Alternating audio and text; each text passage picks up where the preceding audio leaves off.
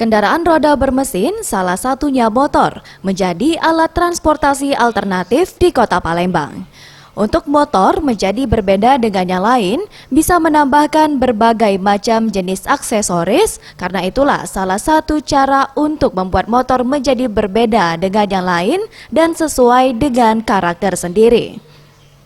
Salah satunya penjualan aksesoris variasi motor ada di kawasan Simpang 5 Sukawinatan Palembang. Rizky, penjual aksesoris variasi motor menuturkan, sejak bulan Februari 2020, penjualan aksesoris motor di tempatnya mulai menurun. Yang biasanya dalam sehari bisa mendapatkan keuntungan 1 juta rupiah, kini hanya berkisar 300.000 rupiah. Ia pun berharap agar pemerintah dapat segera mengatasi wabah corona ini dan keadaan semakin membaik. Ya, kita seputar spare part variasi motor aja itu Pak. Sok, cakram, aksesoris metik lah.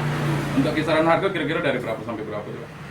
Kalau harga dari 100 sampai 1 juta.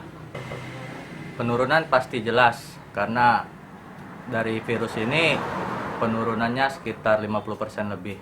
Ya, harapannya untuk pemerintah supaya dicari solusinya bagaimana dan penanganan virus coronanya supaya ditangani lebih cepat.